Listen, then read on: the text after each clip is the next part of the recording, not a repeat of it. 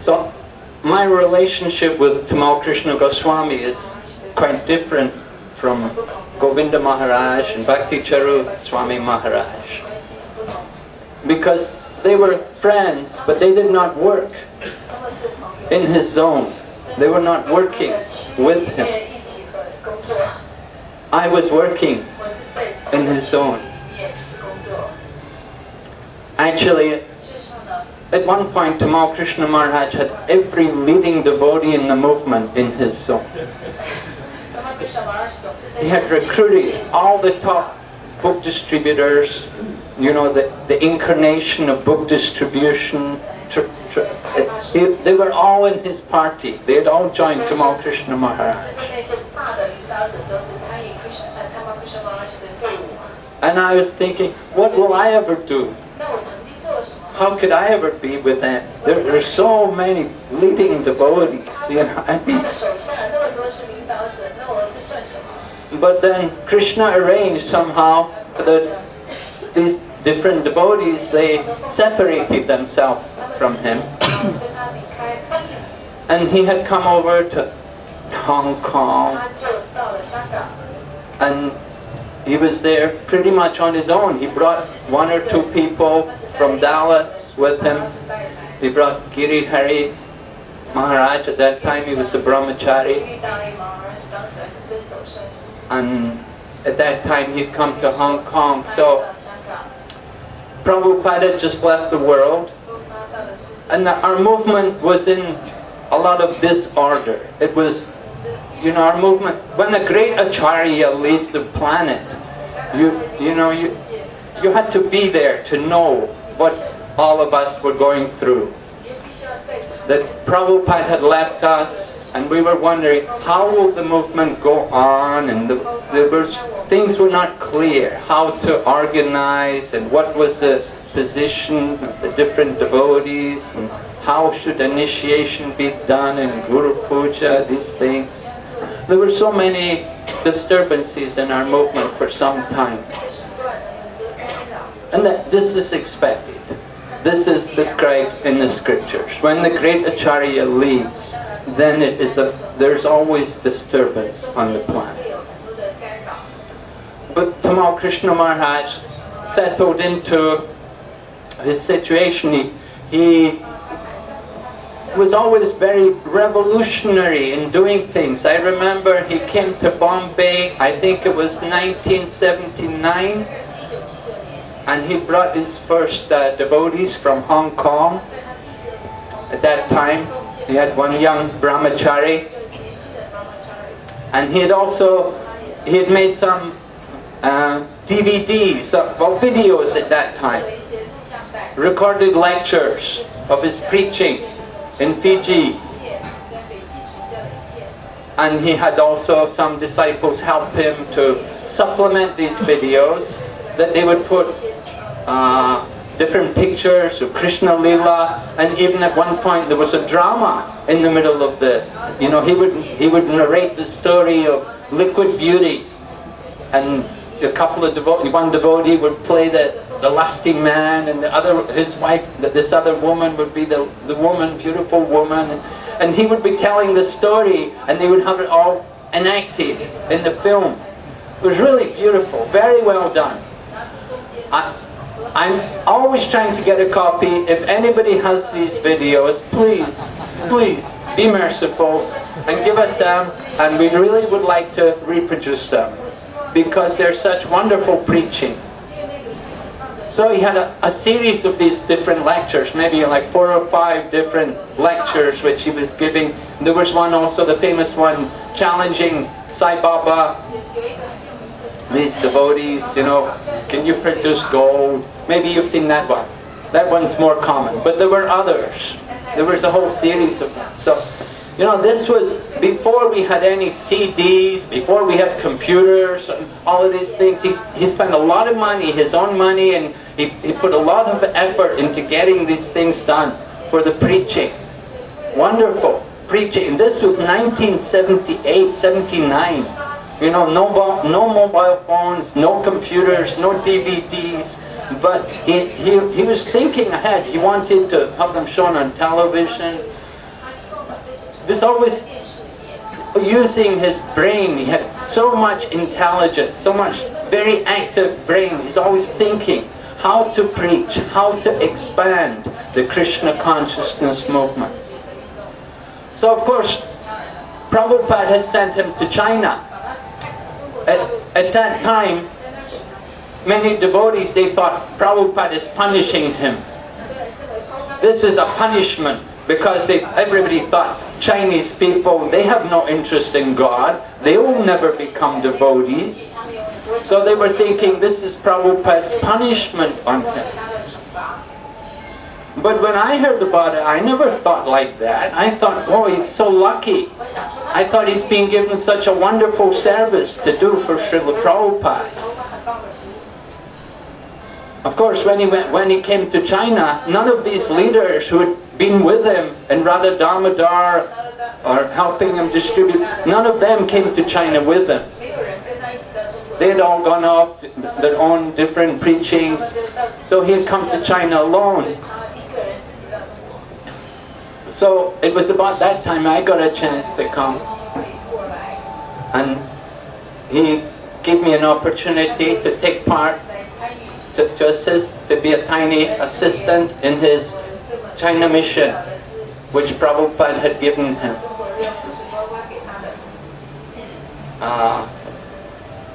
So, he originally would go into China on his own. He'd go with one Indian man sometimes, and he would just go stay in a hotel and just look around and just to see what's going on in China, because at that time China was very undeveloped. It was a very different place from what it is today. And but he would go in and just look around and just get familiar with the country and try to see the culture. Then at one point Russia had opened up really well, that the communism had collapsed in Russia, and it was that time Kirtiraj Prabhu had told Tamal Krsna Maharaj that you really have to get going more in China. You have to put more effort in there, because we were only in Hong Kong, and at that time also Taiwan was also very close. We couldn't really do anything in Taiwan either. So, over the last 20 years there's been a lot of changes in these countries. So Tamal Krsna Maharaj, with that, seeing the changes in Russia, at that time he gathered a few of us, Eka Chakra Prabhu, and another devotee, one of Tamal Krsna Maharaj's disciple, Jai Baladev, who is there in Texas now. They were sent to Beijing, and then Sankirtan Prabhu, is he here? Sankirtan? Anyway, he's in Mayapur. Sankirtan Das and another Swiss devotee who was disciple of Tamal Krsna Maharaj, they went to Shanghai, and I had been in the Philippines. He called me from the Philippines to come and help to go into Guangzhou, and I was sent with one Indian young man who was from Hong Kong, who knew some Chinese. He knew some Cantonese. He spoke some Cantonese because he's from Hong Kong. So I was there in Guangzhou with this Indian man, and he sent us in there. He said, go there and try and do something, see what you can do, see who you can meet. And we would take books and, we'd give them out free. And previously I had been teaching yoga in the Philippines. I had a course in the university there in Manila. It was a credit course, actually. It's an accredited course in the #1 university in the Philippines. So I had left that to come to China. And when I came to China, I was so pleased that so many people were interested. We were getting so many people coming that I forgot all about going back to the Philippines. And so after, we'd been there for a few months, he came to see us. And he was just furious with me. Because I had deserted my job in the Philippines. You know, I was supposed to be, he was hoping I would make, you know, do some big preaching in Manila. So anyway, he was furious with me, and he said, "You just get out of here. I don't want to see your face again." You know, he just told me, "Get out." So I said, okay, I'm going. "Where are you going? Come back." So he would do like this. He did it with his servant also, Radha Krishna Prabhu, and he did it with me. But when he came there and when he saw all the devotees that we had in Guangzhou, then he understood. And he could see that this is a much better, much more fertile field for preaching. And he told me, you're staying here. You're not going. So this is how we started in China. Of course, that was 1988. Then in 1989, China went through another big change because there was, in the 4th of June, there was a Tiananmen uprising, and there was a big conflict between the students who were radical and trying to overthrow the government. And so at that time we got problems. We all had to leave, and they closed our yoga society, and they seized all our books which we had printed legally.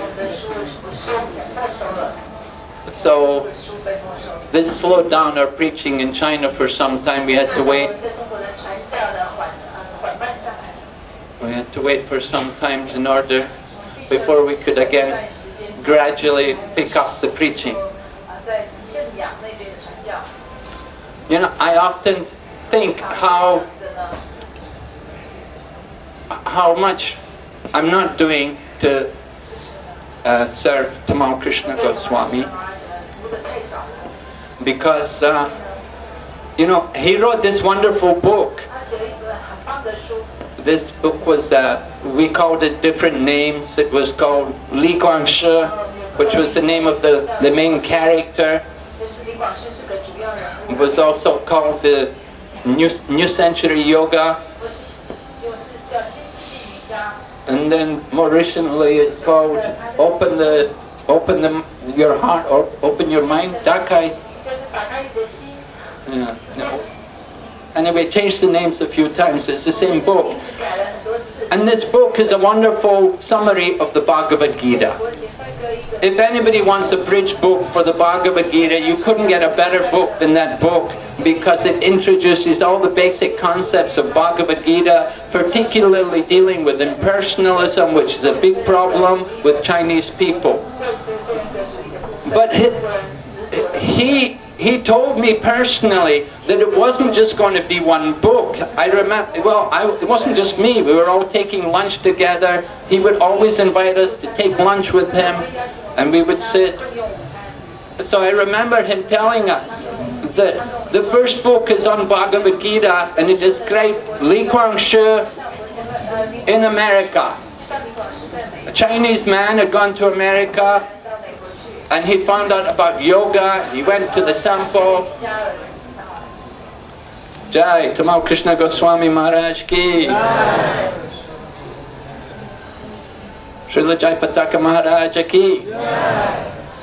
So the first book was describing Li Guangshi go to America, and he learns about yoga. He goes to a Krishna temple. He meets devotees, and then after he finishes studies, like many Chinese today, there's so many Chinese study in the West now. And it's very good preaching. If they meet some receptive Chinese student, they can also bring him to a temple and so on, and introduce him to Krishna consciousness. So the first book was describing how he comes to America, and then after he studies, he comes back to China. And he gets a job in China. So people would read this book, and then they would go to the hospital, which was mentioned in the book, and they would ask, where is Dr. Lee Kuan Yew? Really, people would go to this hospital because it mentioned Beijing Hospital number 23, like this, you know, and people would actually go to that hospital and say, I want to meet this Dr. Lee Kuan Yew. So this book was so powerful, it really influenced people's minds. We did recruit many devotees after reading that book. But that was only the first book. The second book was where Lee Kuan Yew, the second book was about Srimad Bhagavatam. The first book was the Bhagavad Gita. The second book was Srimad Bhagavatam, and it's Lee Kuan Yew in China. And you're relating different things in China, different historic places in China, different streets and different people, and at the same time introducing the whole message of Srimad Bhagavatam. And then there was to be a third book where Lee Kuan Yew goes to India, and he takes all his friends to India, and they go and visit all the holy places, and there all the Chaitanya Charitamrita is revealed.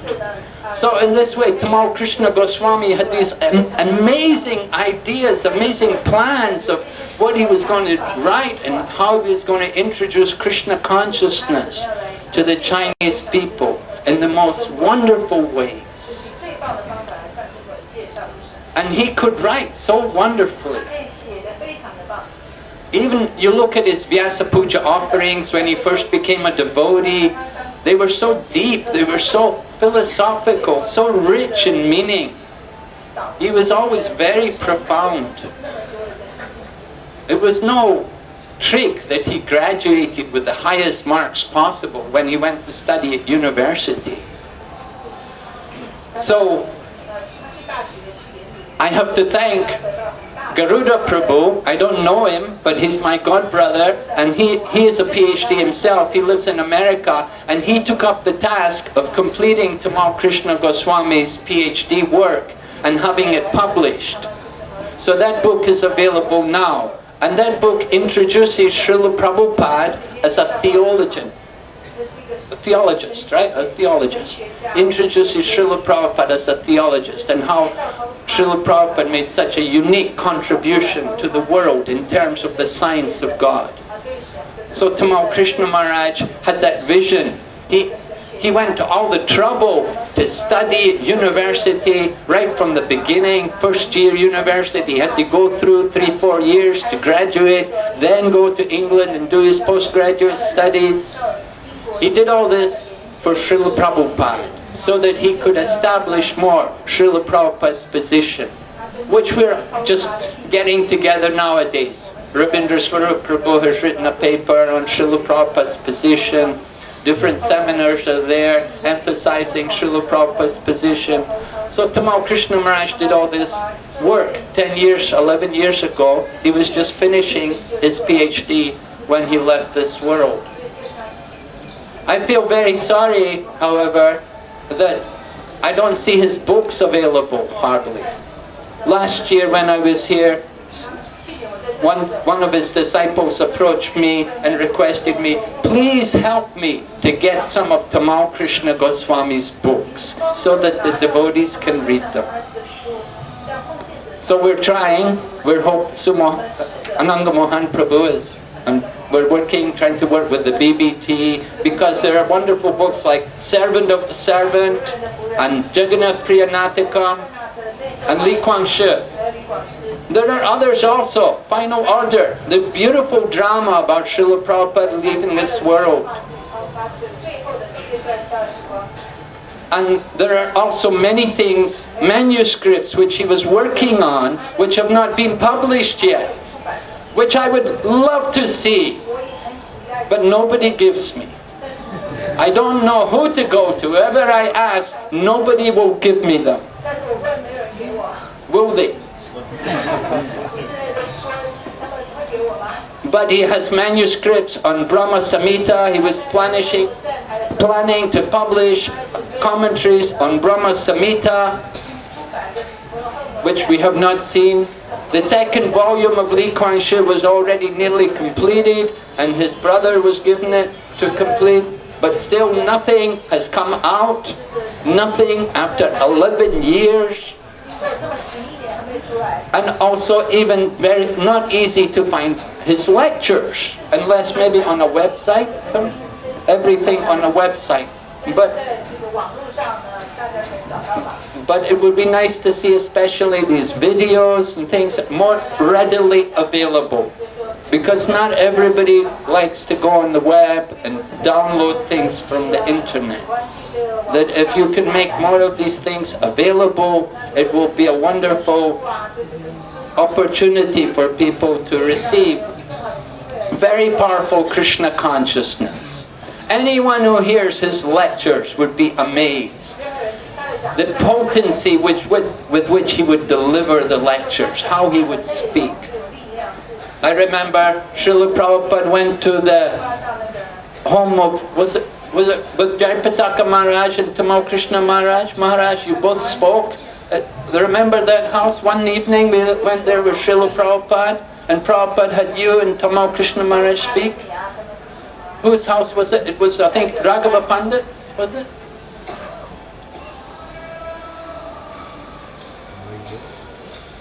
You don't remember? Huh? Junjurmala. It was outside. Program was outside. Huh? No. We came from Mayapur, not far from Mayapur. Which year was that? Huh? Was it Mahesh Pandit's Srifat? Mahesh Pandit. Mahesh Pandit, was it? Yeah. 77. 77, yeah, right. So, huh? Malvar. Mahesh Pandit.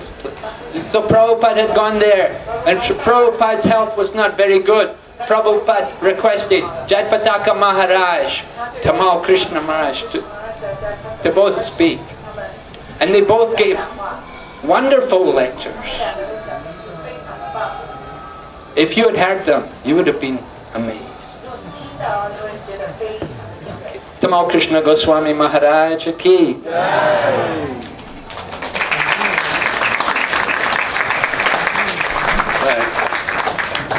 His Holiness Nrsimha Maharaj ki. Maharaj will see that Srila Gurudev was speaking through you. We'll try to make those things more available. So we thank you. Next we'll have His Holiness Jayapataka Maharaj speak. Would you like to stand?